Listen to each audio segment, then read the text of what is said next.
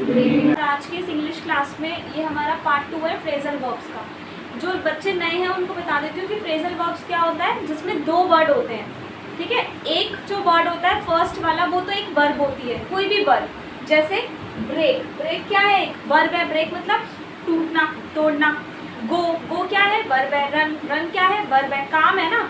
इसके साथ जैसे जैसे आप प्रीपोजिशन अलग अलग लगाते जाते हो, जैसे रन इन तो मतलब अलग हो जाएगा, रन आउट का मतलब अलग हो जाएगा, रन थ्रू का मतलब अलग हो जाएगा। तो इस तरीके से जब एक वर्ब के साथ आप अलग अलग प्रीपोजिशन ऐड करते रहते हो तो मीनिंग चेंज होता रहता है। That is called phrasal verbs.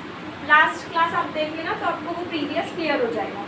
तो नेक्स्ट अब हम स्टार्ट कर रहे हैं ब्रेक से। गो तक हम कर चुके थे। ब्रेक के साथ अगर आप इन लगा दो या इनटू लगा दो, एक ही बात है। ब्रेक इन का मतलब क्या होता है? Enter with the aim of theft, यानी चोरी के उद्देश्य से घुसना। Enter with the aim of theft. Theft का मतलब चोरी होता है, चोरी के उद्देश्य से एंटर लेना। The thief broke in my house, कि वो चोर मेरे घर में चोरी के लिए घुसा। ठीक है। ब्रेक ऑफ का मतलब क्या होता है? टू एंड अ रिलेशनशिप, किसी रिश्ते का खत्म हो जाना। I broke off with her. Similarly break up है तो सेम वही है, ब्रेक ऑफ या अप एक ही बात है। ब्रेक आउट में आप देख रहे हो यहाँ पर दो मीनिंग है। एक तो है कि किसी कैद से भाग जाना या बच निकलना। To escape from some prison. Prison क्या होता है? जेल। ठीक है। That criminal broke out the jail. That criminal broke out the jail, तो इसका मतलब ये नहीं होगा कि उसने जेल तोड़ दी। ब्रोक आउट द जेल मतलब जेल से बच के भाग गया। ठीक है। और एक होता है ब्रेक आउट का मतलब टू स्प्रेड, और स्प्रेड का मतलब होता है फैल जाना। That disease has broken out in the city, कि ये बीमारी पूरी सिटी में फैल गई। क्लियर? उसके बाद है ब्रेक विद। तो ब्रेक विद का मतलब होता है टू क्वेरल, और क्वेरल का मतलब क्या होता है? झगड़ा करना, झगड़ना। Why do you break with me, कि मुझसे झगड़ा क्यों कर रहे हो। ब्रेक विद मतलब झगड़ा करना। ठीक है।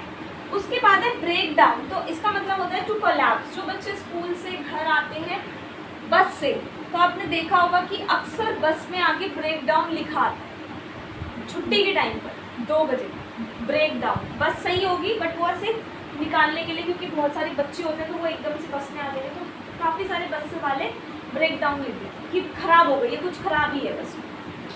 ठीक है, नहीं देखा? देखा? इसने तो देखा है, उसके एक्सप्रेशन से पता चला आपने। हाँ, उसी में होता है। तो ब्रेक डाउन मतलब क्या हो गया? To collapse. कोलैप्स का मतलब भी वही होता है, ढह जाना या खराब हो जाना। तो all the poorly constructed houses broke down, कि जितने भी घर पुअरली कंस्ट्रक्टेड थे, मतलब बहुत अच्छे से बने हुए नहीं थे, वो सब ढह गए, खराब हो गए। ठीक है।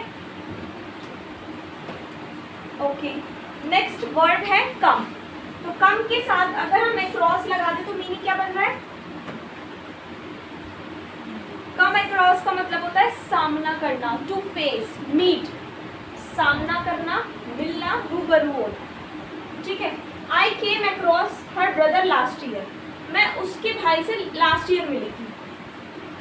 I came across her brother last year. तो कम अक्रॉस मीन्स सामना करना। यहाँ पर कम का केम हो गया क्योंकि पास्ट टेंस की बात है, सेकंड फॉर्म आ गया। कम अप विद का मतलब क्या होता है? प्रोड्यूस एन आइडिया, कोई विचार आना। I have come up with an idea, मुझे एक आइडिया आया। कम अप विद मतलब एक आइडिया आना। कम टू का मतलब होता है अमाउंट टू। क्या होता है? Amount to. जैसे ₹20 for onion, ₹10 for pen, it comes to 30, मतलब इट कम्स टू या इट अमाउंट्स टू, मतलब टोटल वैल्यू के लिए। क्या है? ठीक है। Number 4 come up. Come up का मतलब होता है increase in the price. Increase in the price. So prices are coming up, prices are rising up, coming up एक ही बात है। अब कम का मतलब तो आना होता है, लेकिन कम अप मतलब बढ़ना। समझ आ गया? कम डाउन का मतलब क्या होगा फिर? डिक्रीज होना, घटना। Prices are coming down. Come by का मतलब क्या होगा? गुजरना, टू पास, जैसे बगल से गुजरना। He just came by me but I ignored, कि वो मेरे साइड से निकला बट मैंने तो इग्नोर कर दिया। ठीक है। कल को खुशबू बोले बिना मेरी साइड से नहीं सब इग्नोर कर दिया। अब हो गया कोर्स, अब क्या किससे क्या मतलब रखना। नेक्स्ट वर्ब क्या है? लुक। तो लुक का मतलब तो देखना होता है, लेकिन यहाँ पर भी मीनिंग बदल जाएगा। जैसे लुक आफ्टर, लुक आउट का मतलब होता है देखभाल करना, take care.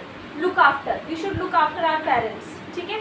I am looking after my parents, मैं अपने पेरेंट्स की देखभाल कर रही हूँ। लुक अप का मतलब होता है search. He was looking up the book for a sentence, वो बुक ढूंढ रहा था एक सेंटेंस के लिए। I am looking up a word in a dictionary, मैं डिक्शनरी में एक वर्ड ढूंढ रहा हूँ। I am looking up a word, ठीक है। To search something in the book और डिक्शनरी, लेकिन अप लग गया तो बुक और डिक्शनरी की बात होगी सिर्फ। फॉर लग गया तो फिर कुछ भी हो सकता है, कुछ भी ढूंढना हो सकता है। Are you looking for a job, are you looking for a institute, ऐसे, ठीक है। अप लग गया तो सिर्फ बुक और डिक्शनरी की बात होगी, और फॉर लग गया तो कुछ भी ढूंढ सकता है। जैसे लिखा are you looking for a room, क्या तुम कमरा ढूंढ रहे हो कोई। एंड लुक इनटू का मतलब होता है जांच पड़ताल करना, to investigate. You should look into this matter, तुम्हें इस मैटर में इन्वेस्टिगेट करना चाहिए। Police is looking into the matter, police इस मैटर में, इस मामले में जांच पड़ताल कर रही है। लुक डाउन अपॉन का मतलब होता है टू ट्रीट समथिंग नथिंग, कि सामने वाले को कम समझना, तुच्छ समझना। We should not look down upon the poors, don't look down upon the poors, हमें गरीबों को तुच्छ नीचा नहीं समझना चाहिए, ठीक है। उसके बाद अब ये तो था कि एक वर्ब थी और उसके साथ हमने अलग अलग वर्ड्स का यूज़ किया तो मीनिंग चेंज होता गया। अब ये कुछ मिक्स मिसलेनियस है, मिक्स वाले हैं, ठीक है। जैसे टेक ऑफ, तो यहाँ पर टेक ऑफ आपने देखा होगा एरोप्लेन के लिए भी यूज होता है। एरोप्लेन डिपार्चर फ्रॉम एयरपोर्ट, जैसे एयरपोर्ट से एरोप्लेन कब निकल रहा है उसको टेक ऑफ बोलते हैं। तो plane took off exactly at 8, plane ठीक 8 बजे उड़ान भरी। टुक ऑफ मतलब भर ली उड़ान, सेकेंड डिग्री। और एक होता है कपड़े उतार, so take out the dirty clothes and put on clean clothes. तो पुट ऑन मतलब पहनना, मैंने बताया था to wear, she even puts on sari at home, कि वो घर में भी साड़ी पहनती है। Take off the dirty clothes, पुराने गंदे कपड़े उतारो और नए कपड़े पहनो। And put on the new clothes और क्लीन क्लोथ्स।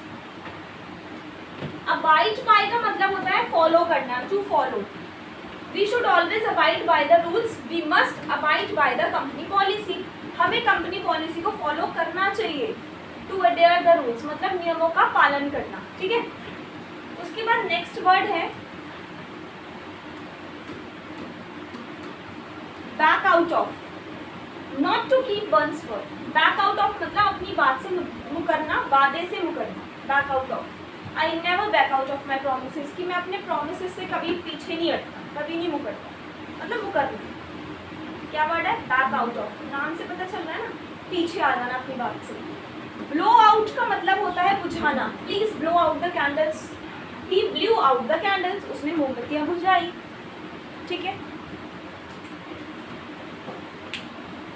एक्ट अपॉन का मतलब होता है टू फॉलो, एक्ट अपॉन का मतलब टू फॉलो, अमल करना, पालन करना। Ram always act upon my advice, कि राम हमेशा मेरी बात मानता है, मेरी एडवाइस मानता है। ब्रिंग अप का मतलब होता है पालन पोषण करना, टू फॉस्टर, फॉस्टर का मतलब भी क्या होता है? पालन पोषण, कि दे ब्रॉट मी अप, मेरे को उन्होंने पाला है।